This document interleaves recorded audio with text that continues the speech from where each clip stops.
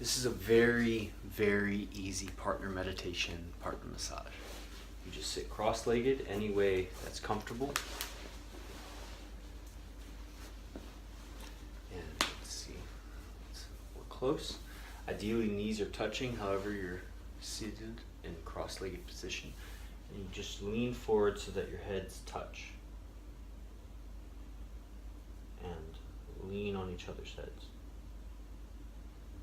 Right now it feels like I'd like more lean. Yeah? So then one person will go at a time so the other person can relax. And I'll just walk the thumbs up and down the trapezius muscle.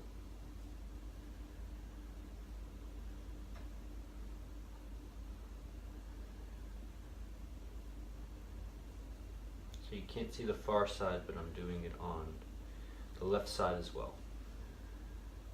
That's really, really good. Mm-hmm.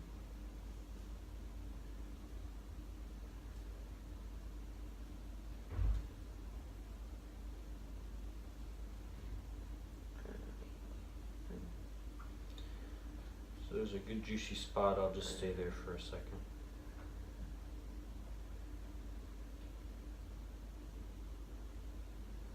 How this becomes a meditation is the observation of the communication between one person's body and the other.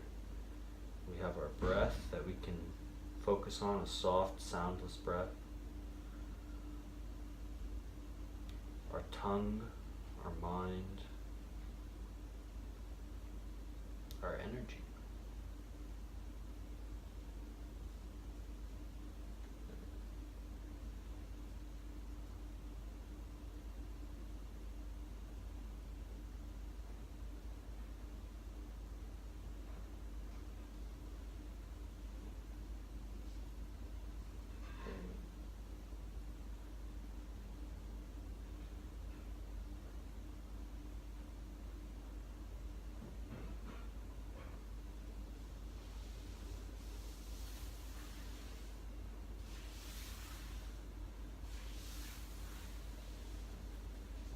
Person goes.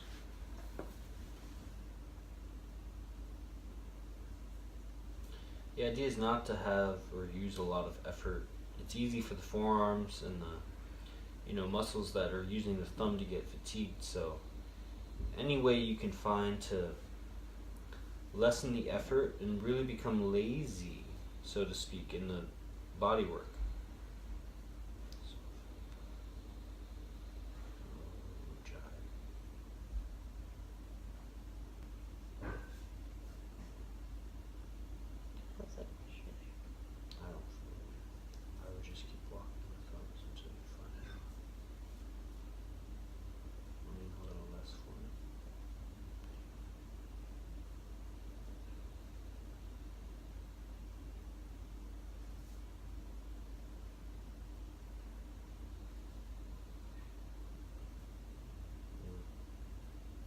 Good.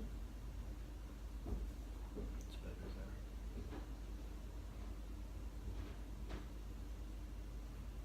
Try to walk in a line.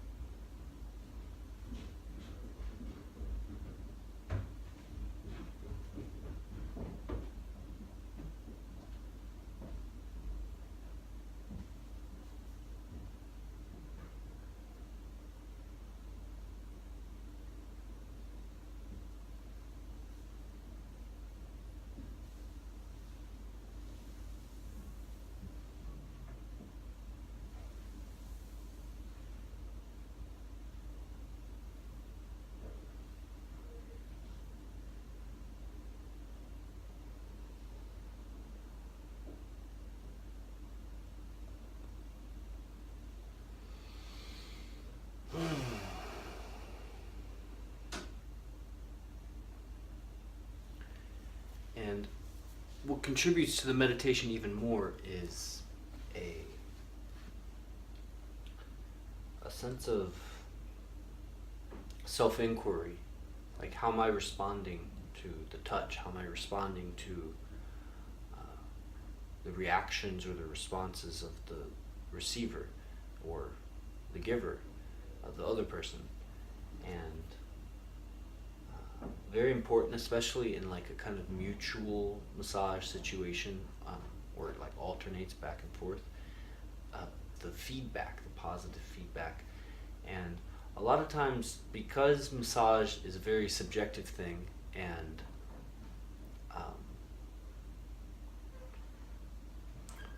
oftentimes it comes from a place of just genuine, it's authentic. We're not massaging people we don't like. So we want, we're massaging people we like, and we want them to feel good. And so probably you were doing your best in the massage. And so it's just not really helpful to be critical. If you want to really improve your skill at massage, you go take a class or you study a video together like you're doing here, and it's often best, in my experience, to learn the techniques of massage from a third party, or be that third party. Set up the situation. Maybe if you know how to have massage, like if I wanted to teach Angie massage, I would get a third person so that they could practice on each other, and then I would become the third party. Then I have an authority. But for like this sort of thing, that was perfect. And more than the where you're placing and how much pressure, I mean, I want to calibrate that, is more important. That is, how am I responding to this genuine act of love and kindness? And that's the meditation, is what's my reaction to, where is my inclination coming from? And that inquiry is facilitated by this other person who's touching and caring, and it's giving me an opportunity to look at that. When I come out, an appropriate thing would just be thanks. And then if y'all wanted to talk about something, it wouldn't be, it could be, I really liked when you did, when you moved to the back row of the trapezius and then it hit some sweet spots. And then if there's anything critical to be said, it would be only of myself. I would not say something critical of the other person. So, and the critique it's critical, meaning it's a critique because it's coming from a place of knowing what my goal was. And otherwise it's just kind of abusive. And that's the subtle difference between verbal abuse and criticism. It's very interesting because at some point I realized that I was like uncomfortable. I was leaning back, and then at another point I was leaning way too far forward. And it's like I tolerated that for some time until I realized just move or ask. And so that felt empowering. And so that was just kind of a breakthrough for me. Thank you for sharing. Which actually translates to life, in relationships. A lot of times we allow the other person to kind of step on our toes a little bit, or maybe we step on their toes a little bit. And it's not that we want to, it's that we either aren't aware that, oh, I'm leaning, or we don't know how to ask to change the situation. And so that's pretty cool. That's a cool parallel. Yeah. No, that really stuck. How to ask to change the situation. Mm-hmm. It's oftentimes just that simple. Just ask for it. So, like my friend Kevin Gentry would say, you don't get paid until you ask for it. So, hope you found this helpful. Definitely comment below if you did, and I'll see you in the next one. Namaste.